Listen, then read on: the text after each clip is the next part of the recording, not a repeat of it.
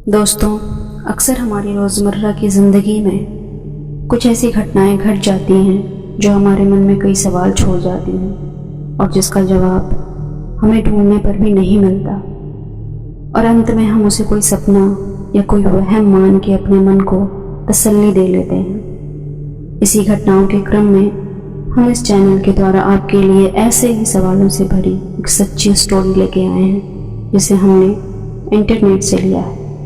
तो चलिए ज़्यादा देर ना करते हुए हम आपको सीधे कहानी की ओर लेकर चलते हैं। आगे की घटना हम जिनकी एक कहानी है उनके किरदार में सुनेंगे। यह तब की बात है जब मैं कॉलेज में पढ़ रही थी। यह वाकया मेरे हॉस्टल के रूम नंबर 7 के बारे में है। जब मैं वहाँ रह रही थी तो मेरे बैच में जिन 4 लड़कियों को वह कमरा अलॉट किया गया था, उन लड़कियों ने पहले सेमेस्टर में ही वह कमरा छोड़ दिया और उनमें से किसी ने भी हमें कभी वह रूम छोड़ने का कारण नहीं बताया।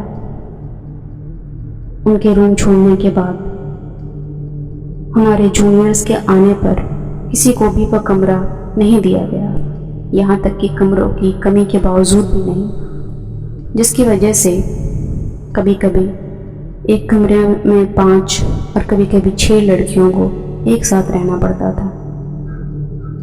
इन सब घटनाओं ने मुझे सोचने पर मजबूर कर दिया कि क्या मैंने अपने सीनियर से उस कमरे के बारे में जो कहानी सुनी थी, क्या वो सच थी। जिस सीनियर ने मुझे घटना बताई थी वह पहले अपने एक सेमेस्टर के लिए उस कमरे में रह चुकी थी। मेरी उस सीनियर का नाम श्वेता था। उनको और एक और लड़की अदिति को उनके पहले सेमेस्टर में वह कमरा अलॉट किया गया था। श्वेता के माता पिता पास ही रहते थे और इसलिए वह अक्सर वीकेंड में घर चली जाती थी।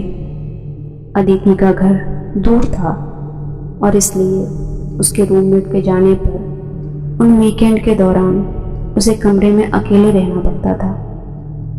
हमेशा की तरह इस वीकेंड पर भी श्वेता घर गई हुई थी और अदिति रूम पर अकेली थी। देर रात जब अदिति अकेले कमरे में सो रही थी तभी उसने कमरे के बाहर से श्वेता को पुकारते हुए सुना। श्वेता बार बार उसका नाम पुकार रही थी और उसे दरवाज़ा खोलने के लिए बोल रही थी। अदिति बिस्तर से उठकर दरवाज़ा खोलने ही वाली थी कि तभी उसे याद आया कि श्वेता तो हॉस्टल में है ही नहीं, वह तो वीकेंड के लिए घर जा चुकी थी। अदिति थोड़ा घबरा गई, लेकिन उसने इस घटना को कोई सपना समझ के नज़रअंदाज कर दिया। हालांकि यह सपने जैसा नहीं था क्योंकि उसने बहुत ही स्पष्ट रूप से अपनी रूममेट की आवाज़ सुनी थी। इस घटना के बाद एक और घटना घटी। उस वक्त दोनों ही रूममेट रूम पे थी और दोनों अपने कमरे में सो रही थी। तभी उन्होंने रात में अपने दरवाजे पर किसी की दस्तक सुनी। कोई जोर जोर से उनके कमरे के दरवाजे को पीट रहा था। उनके कमरे के बाहर का हॉल था। उस हॉल का दरवाज़ा बंद करने के बाद ही वे दोनों अपने कमरे का दरवाज़ा बंद करती थी। बाहर का दरवाज़ा बंद होने के बावजूद भी आखिर कोई उनके कमरे तक पहुंच के दस्तक कैसे दे सकता था, ये सोच के वे दोनों काफ़ी डर गई थी। आखिरकार उन्होंने यह रात डर में जागते हुए बिताई। इन घटनाओं के बाद उन दोनों ने रात में कमरे में अकेले सोना छोड़ दिया। सेमेस्टर के लास्ट में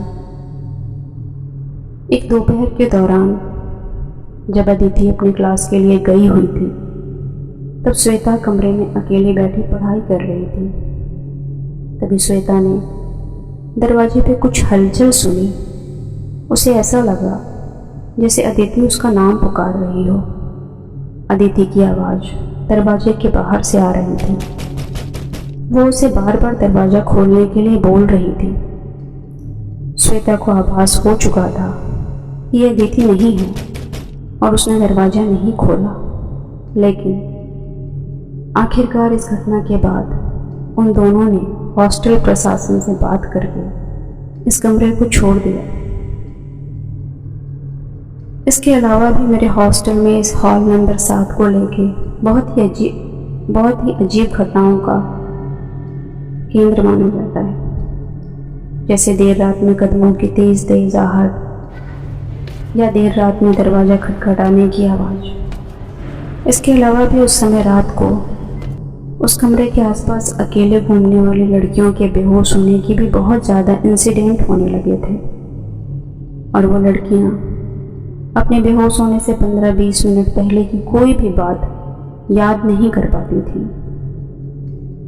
ऐसी मिस्टीरियस घटनाओं को देखते हुए कॉलेज प्रशासन द्वारा वह कमरा हमेशा के लिए बंद कर दिया गया और सभी को उस कमरे के आसपास जाने से मना कर दिया गया, और इस तरह उस कमरे का रहस्य हमेशा के लिए एक रहस्य ही रह गया। ये थी एक हॉस्टल की रहस्यमय घटनाओं वाले कमरा नंबर 7 की सच्ची कहानी। तो दोस्तों, आपको ये वीडियो कैसी लगी, इसके बारे में आप अपनी राय हमें कमेंट के माध्यम से ज़रूर दें, और भी ऐसी सच्ची हॉरर और मिस्टीरियस घटनाओं को सुनने के लिए आप इस चैनल को सब्सक्राइब और शेयर ज़रूर करें। Thank you.